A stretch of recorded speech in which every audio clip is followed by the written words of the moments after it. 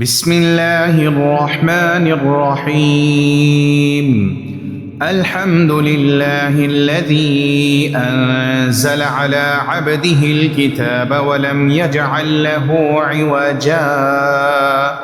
قيما لينذر بأسا شديدا من لدنه ويبشر المؤمنين الذين يعملون الصالحات أن لهم أجرا حسنا ماكثين فيه أبدا وينذر الذين قالوا اتخذ الله ولدا ما لهم به من علم ولا لآبائهم كبرت كلمة تخرج من أفواههم إن يقولون إلا كذبا فلعلك باخع نفسك على آثارهم إن لم يؤمنوا بهذا الحديث أسفا إنا جعلنا ما على الأرض زينة لها لنبلوهم أيهم أحسن عملا وإنا لجاعلون ما عليها صعيدا جرزا أم حسبت أن أصحاب الكهف والرقيم كانوا من آياتنا عجبا إذ أوى الفتية إلى الكهف فقالوا ربنا آتنا من لدنك رحمة وهيئ لنا من أمرنا رشدا فضربنا على آذانهم في الكهف سنين عددا ثم بعثناهم لنعلم أي الحزبين أحصى لما لبثوا أمدا نحن نقص عليك نبأهم بالحق إنهم فتية آمنوا بربهم وزدناهم هدى وربطنا على قلوبهم إذ قاموا فقالوا ربنا رب السماوات والأرض لن ندعو من دونه إلها لقد قلنا إذا شططا هؤلاء قومنا اتخذوا من دونه آلهة لولا يأتون عليهم بسلطان بين فمن أظلم ممن افترى على الله كذبا وإذ اعتزلتموهم وما يعبدون إلا الله فأووا إلى الكهف ينشر لكم ربكم من رحمته ويهيئ لكم من أمركم مرفقا وترى الشمس إذا طلعت تزاور عن كهفهم ذات اليمين وإذا غربت تقرضهم ذات الشمال وهم في فجوة منه ذلك من آيات الله من يهد الله فهو المهتد ومن يضلل فلن تجد له وليا مرشدا وتحسبهم أيقاظا وهم رقود ونقلبهم ذات اليمين وذات الشمال وكلبهم باسط ذراعيه بالوصيد لو اطلعت عليهم لوليت منهم فرارا ولملئت منهم رعبا وكذلك بعثناهم ليتساءلوا بينهم قال قائل منهم كم لبثتم قالوا لبثنا يوما أو بعض يوم قالوا ربكم أعلم بما لبثتم فابعثوا أحدكم بورقكم هذه إلى المدينة فلينظر أيها أزكى طعاما فليأتكم برزق منه وليتلطف ولا يشعرن بكم أحدا إنهم إن يظهروا عليكم يرجموكم أو يعيدوكم في ملتهم ولن تفلحوا إذن أبدا وكذلك أعثرنا عليهم ليعلموا أن وعد الله حق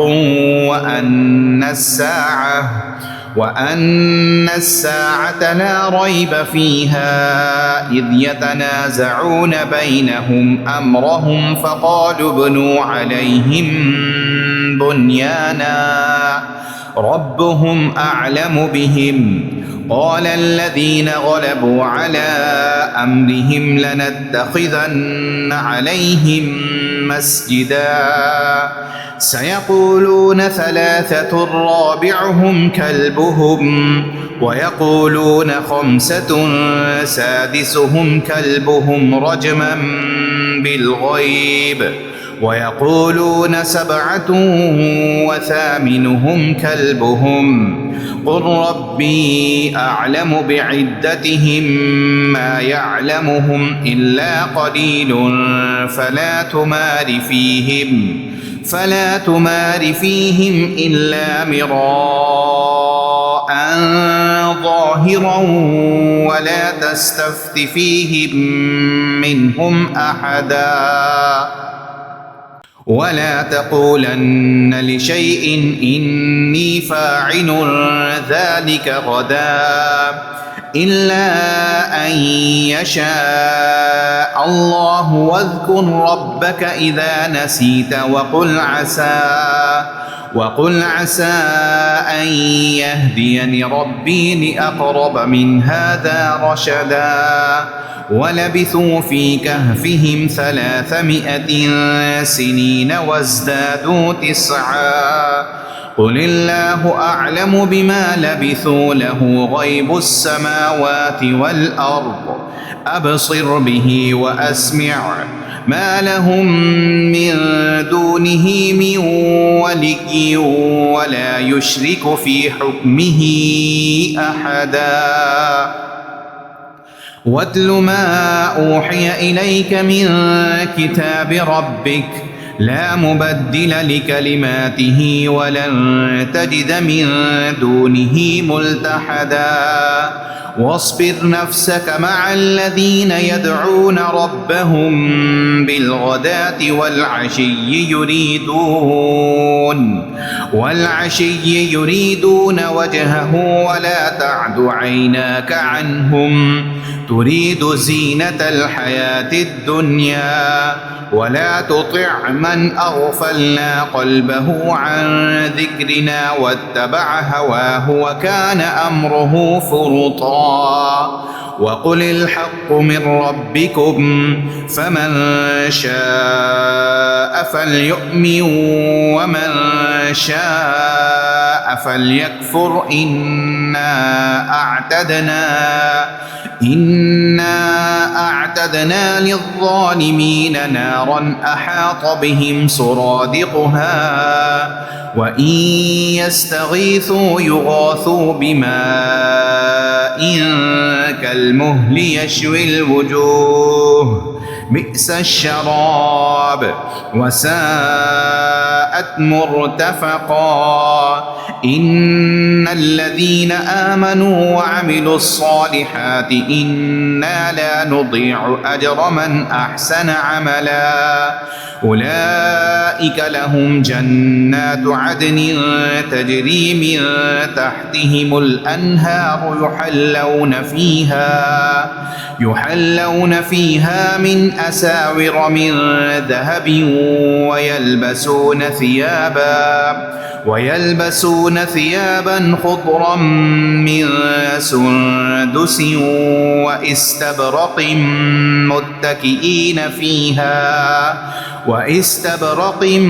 متكئين فيها على الأرائك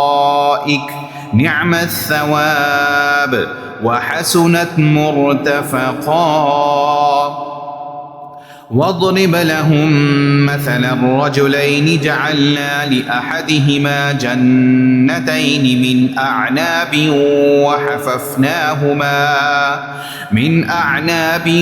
وحففناهما بنخل وجعلنا بينهما زرعا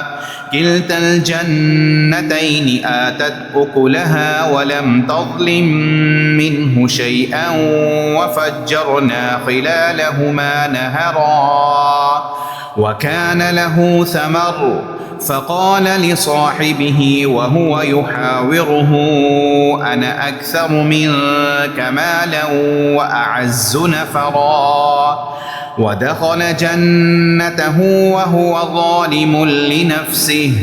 قال ما أظن أن تبيد هذه أبدا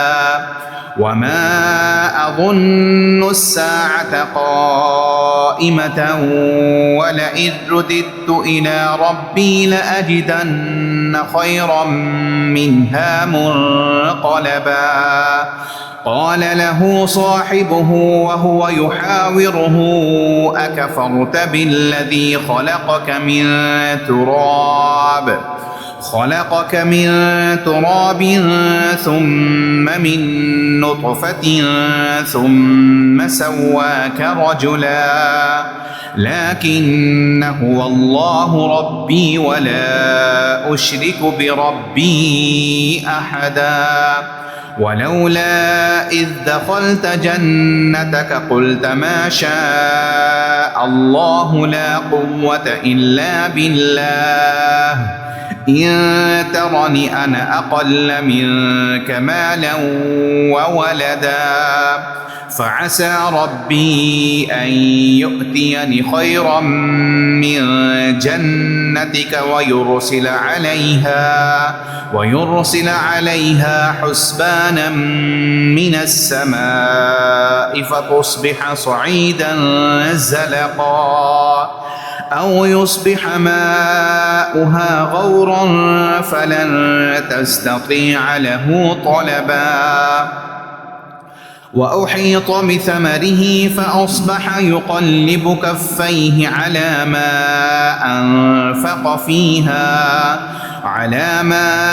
أنفق فيها وهي خاوية على عروشها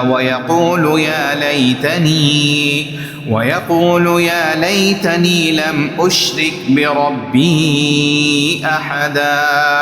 ولم تكن له فئة ينصرونه من دون الله وما كان منتصرا. هنالك الولاية لله الحق هو خير ثوابا وخير عقبا. واضرب لهم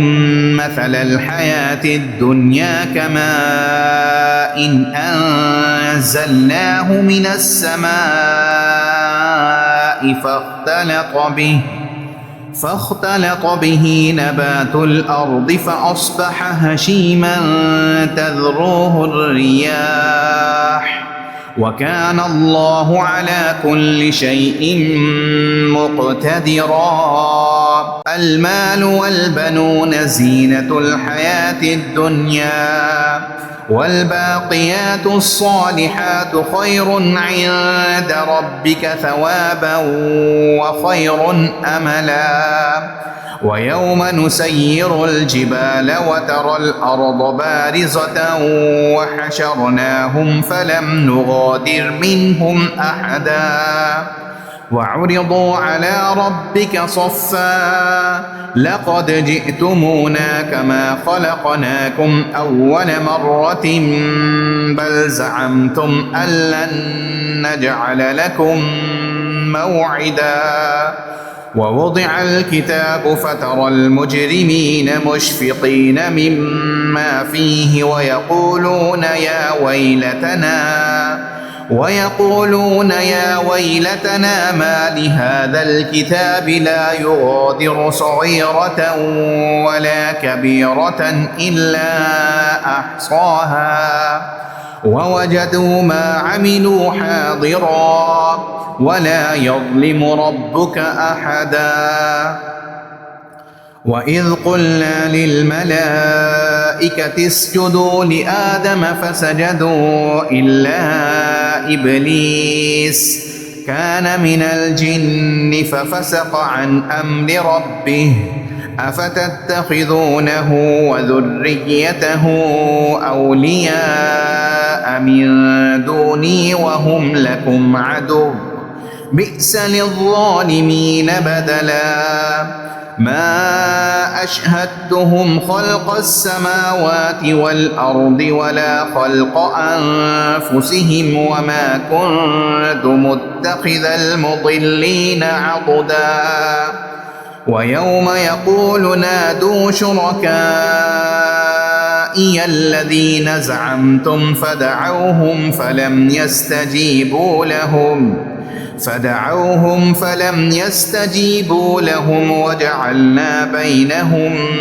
موبقا. ورأى المجرمون النار فظنوا أنهم مواقعوها ولم يجدوا عنها مصرفا. ولقد صرفنا في هذا القرآن للناس من كل مثل وكان الإنسان أكثر شيء جدلا. وما منع الناس أن يؤمنوا إذ جاءهم الهدى ويستغفروا ربهم إلا أن تأتيهم سنة الأولين أو يأتيهم العذاب قبلا. وما نرسل المرسلين إلا مبشرين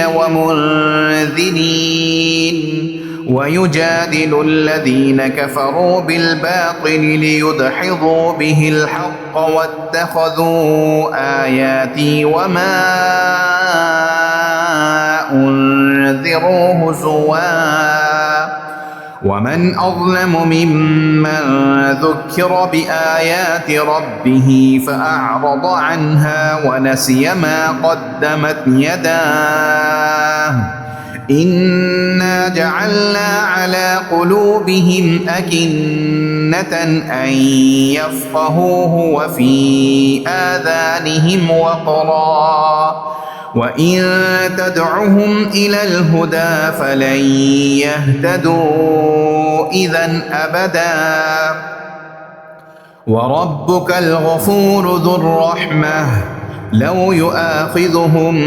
بما كسبوا لعجل لهم العذاب بل لهم موعد لن يجدوا من دونه موئلا. وتلك القرى أهلكناهم لما ظلموا وجعلنا لمهلكهم موعدا. وإذ قال موسى لفتاه لا أبرح حتى أبلغ مجمع البحرين أو أمضي حقبا فلما بلغا مجمع بينهما نسيا حوتهما فاتخذ سبيله في البحر سربا. فلما جاوزا قال لفتاه آتنا غداءنا لقد لقينا من سفرنا هذا نصبا. قال أرأيت إذ أوينا إلى الصخرة فإني نسيت الحوت وما أنسانيه إلا الشيطان أن أذكره واتخذ سبيله في البحر عجبا. قال ذلك ما كنا نبغي فارتدا على آثارهما قصصا فوجدا عبدا من عبادنا آتيناه رحمة من عندنا وعلمناه من لدنا علما. قال له موسى هل أتبعك على أن تعلمني مما علمت رشدا؟ قال إنك لن تستطيع معي صبرا وكيف تصبر على ما لم تحط به خبرا؟ قال ستجدني إن شاء الله صابرا ولا أعصي لك أمرا. قال فإن اتبعتني فلا تسألني عن شيء حتى أحدث لك منه ذكرا. فانطلقا حتى إذا ركبا في السفينة خرقها قال أخرقتها لتغرق أهلها لقد جئت شيئا إمرا. قال ألم أقل إنك لن تستطيع معي صبرا؟ قال لا تؤاخذني بما نسيت. قال لا تؤاخذني بما نسيت ولا ترهقني من أمري عسرا. فانطلقا حتى إذا لقيا غلاما فقتله قال أقتلت نفسا زكية بغير نفس لقد جئت شيئا نكرا. قال ألم أقل لك إنك لن تستطيع معي صبرا؟ قال إن سألتك عن شيء بعدها فلا تصاحبني قد بلغت من لدني عذرا. فانطلقا حتى إذا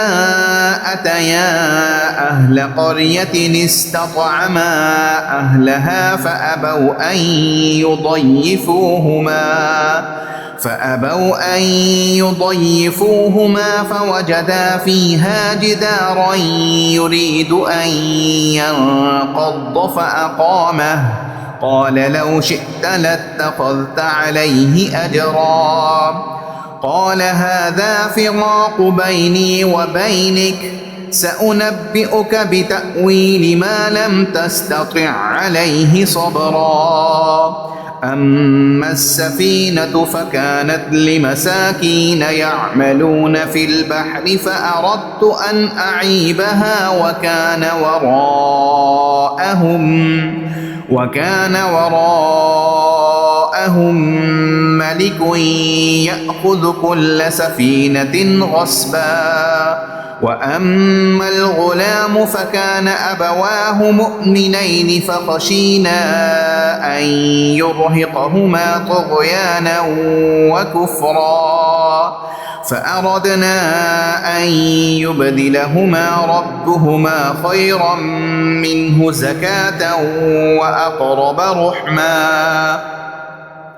وأما الجدار فكان لغلامين يتيمين في المدينة وكان تحته كنز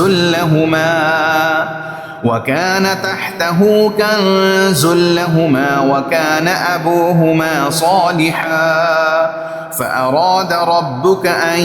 يبلغا أشدهما ويستخرجا كنزهما رحمة من ربك وما فعلته عن أمري ذلك تأويل ما لم تستطع عليه صبرا. ويسألونك عن ذي القرنين قل سأتلو عليكم منه ذكرا إنا مكنا له في الأرض وآتيناه من كل شيء سببا فأتبع سببا حتى إذا بلغ مغرب الشمس وجدها تغرب في عين حمئة ووجد عندها قوما قلنا يا ذا القرنين إما أن تعذب وإما أن تتخذ فيهم حسنا قال أما من ظلم فسوف نعذبه ثم يرد إلى ربه فيعذبه عذابا نكرا وأما من آمن وعمل صالحا فله جزاء الحسنى وسنقول له من أمرنا يسرا ثم أتبع سببا حتى إذا بلغ مطلع الشمس وجدها تطلع على قوم لم نجعل لهم من دونها سترا كذلك وقد أحطنا بما لديه خبرا ثم أتبع سببا حتى إذا بلغ بين السدين وجد من دونهما قوما لا يكادون يفقهون قولا قالوا يا ذا القرنين إن يأجوج ومأجوج مفسدون في الأرض فهل نجعل لك خرجا على أن تجعل بيننا وبينهم سدا قال ما مكني فيه ربي خير فأعينوني بقوة أجعل بينكم وبينهم ردما آتوني زبر الحديد حتى إذا ساوى بين الصدفين قال انفخوا حتى إذا جعله نارا قال آتوني أفرغ عليه قطرا فما استطاعوا أن يظهروه وما استطاعوا له نقبا قال هذا رحمة من ربي فإذا جاء وعد ربي جعله دكا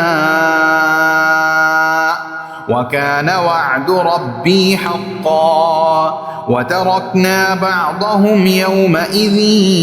يموج في بعض ونفخ في الصور فجمعناهم جمعا وعرضنا جهنم يومئذ للكافرين عرضا الذين كانت أعينهم في غطاء عن ذكري وكانوا لا يستطيعون سمعا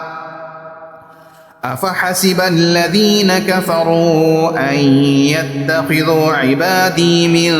دوني أولياء إنا أعتدنا جهنم للكافرين نزلا قل هل ننبئكم بالأخسرين أعمالا الذين ضل سعيهم في الحياة الدنيا وهم يحسبون أنهم يحسنون صنعا أولئك الذين كفروا بآيات ربهم ولقائه فحبطت أعمالهم فلا نقيم لهم يوم القيامة وزنا ذلك جزاؤهم جهنم بما كفروا واتخذوا آياتي ورسلي هزوا إن الذين آمنوا وعملوا الصالحات كانت لهم جنات الفردوس نزلا إن الذين آمنوا وعملوا الصالحات كانت لهم جنات الفردوس نزلا خالدين فيها لا يبغون عنها حولا قل لو كان البحر مدادا لكلمات ربي لنفد البحر قبل أن تنفد كلمات ربي ولو جئنا بمثله مددا قل إنما أنا بشر مثلكم يوحى إلي أنما إلهكم إله واحد فمن كان يرجو لقاء ربه فليعمل عملا صالحا ولا يشرك بعبادة ربه أحدا.